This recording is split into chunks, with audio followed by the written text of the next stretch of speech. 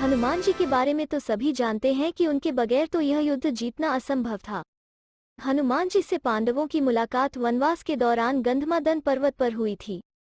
मान्यता अनुसार भीम और हनुमान दोनों भाई हैं, क्योंकि भीम और हनुमान दोनों ही पवन देव के पुत्र हैं। श्री कृष्ण की युक्ति के अनुसार हनुमान जी से पांडवों ने जीत का आश्वासन ले लिया था। इसी के चलते वे युद्ध में अर्जुन के रथ के ऊपर ध्वज में विराजमान हो गए थे। दिन अर्जुन अकेले वन में विहार करने गए। घूमते घूमते वे रामेश्वरम चले गए, जहां उन्हें श्रीराम जी का बनाया हुआ सेतु देखा। यह देखकर अर्जुन ने कहा कि उन्हें सेतु बनाने के लिए वानरों की क्या जरूरत थी, जबकि वे खुद ही सर्वश्रेष्ठ धनुर्धर थे। उनकी जगह में होता तो यह सेतु बाणों से बना देता। यह सुनकर हनुमान ने कहा कि बाणों से बना सेतु एक भी व्यक्ति का भार झेल नहीं सकता। तब अर्जुन ने कहा कि यदि मेरा बनाया सेतु आपके चलने से टूट जाएगा तो मैं अग्नि में प्रवेश कर जाऊंगा। हनुमान जी ने कहा, मुझे स्वीकार है, मेरे 2 चरण ही इसने झेल लिए तो मैं हार स्वीकार कर लूंगा। तब अर्जुन ने अपने प्रचंड बाणों से सेतु तैयार कर दिया, लेकिन जैसे ही सेतु तैयार हुआ हनुमान ने विराट रूप धारण कर लिया।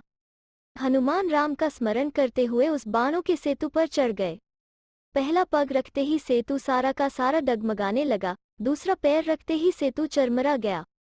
यह देखकर अर्जुन खुद को खत्म करने के लिए अग्नि जलाने लगे। तभी भगवान श्री कृष्ण प्रकट हो गए और अर्जुन से कहा कि वो फिर से सेतु बनाए, लेकिन इस बार वे श्रीराम का नाम लेके सेतु बनाए, जिससे वो नहीं टूटेगा। दूसरी बार सेतु के तैयार होने के बाद हनुमान फिर से उस पर चले, लेकिन इस बार सेतु नहीं टूटा। इससे खुश होकर हनुमान ने अर्जुन से कहा कि वे युद्ध के अंत तक उनकी रक्षा करेंगे। इसीलिए कुरुक्षेत्र के युद्ध में अर्जुन के रथ के ध्वज में हनुमान विराजमान हुए और अंत तक उनकी रक्षा की।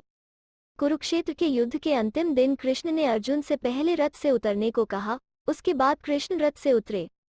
कृष्ण ने हनुमान जी का धन्यवाद किया कि उन्होंने उनकी रक्षा की, लेकिन जैसे ही हनुमान अर्जुन के रथ से उतर कर गए, वैसे ही रथ में आग लग गई।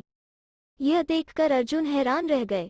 कृष्ण ने उन्हें बताया कि कैसे हनुमान उनकी दिव्य अस्त्रों से रक्षा कर रहे थे।